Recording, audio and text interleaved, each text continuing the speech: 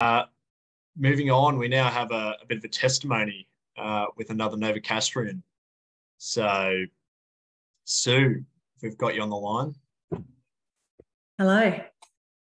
Howdy. Sorry if you can hear a whale in the background here.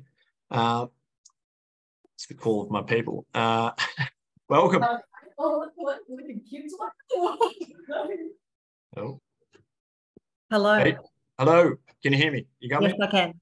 Excellent. Is this your first time on Wednesday night?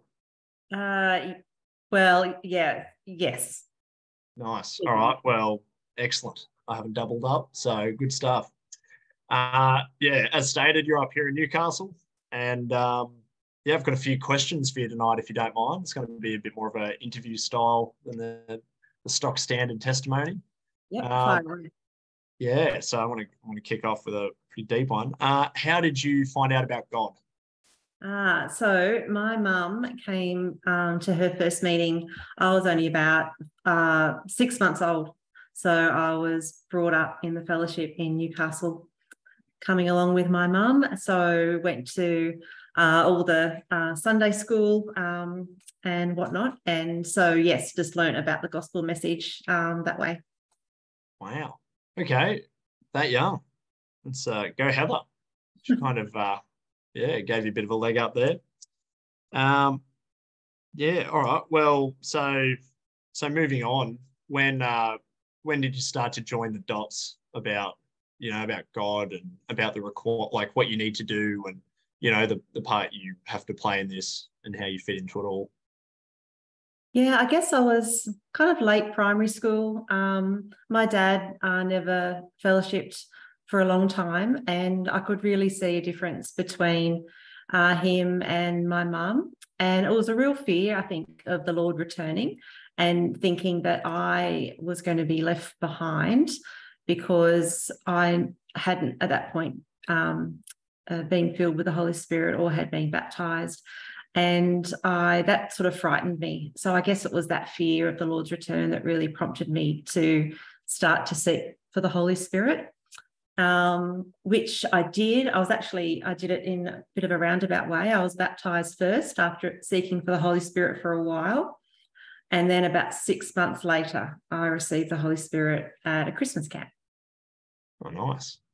Yeah, I can definitely relate to that. I also was terrified that all my family was going to go to heaven and I wouldn't. And I remember when I received just feeling relief. I was like, oh, phew, they're going without me.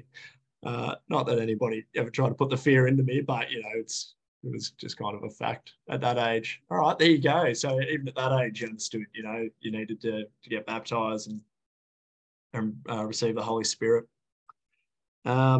Okay, so yeah, like I guess a lot of people, myself included, that grew up in church, received quite young, say pre-high school or early high school. I'd say for myself, like that isn't when I decided that it was for me and that I genuinely wanted to follow it myself.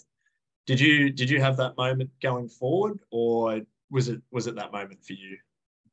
No, I think it was probably later in high school. I was in about year 10, I think. And I guess I just had this realization that I was not being a really good testimony at school. I was kind of living a bit of a double life.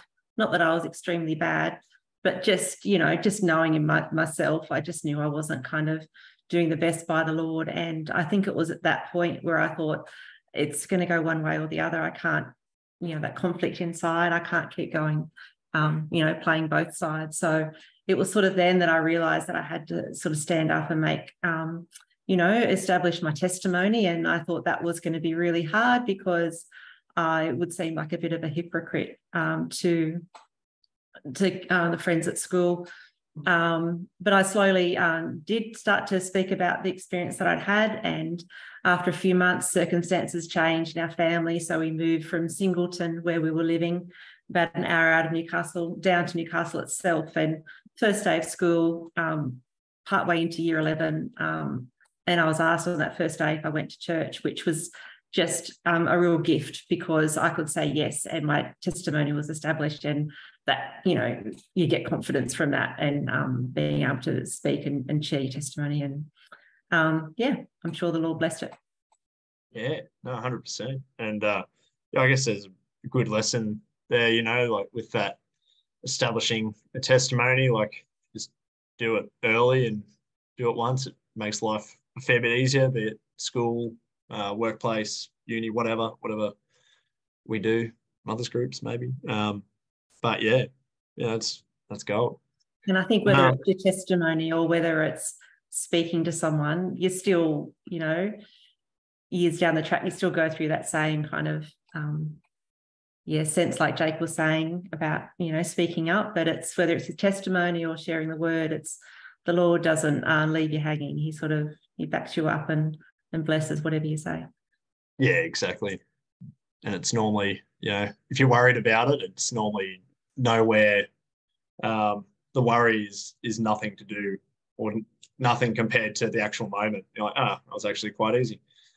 I don't know, why I was stressing a bit about that, but we're human, we do. So there we go.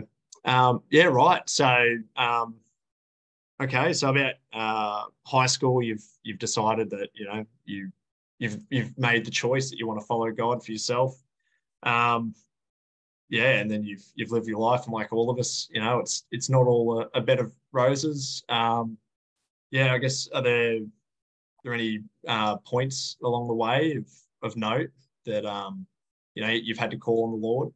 Yeah, I think something that I was really thinking about today was just that hope that you have in the Lord. So whether it's some people might know my testimony of having had cancer when I was 19, just the hope that the Lord gives you and the peace through a trial like that, or whether it's something more to do with work, or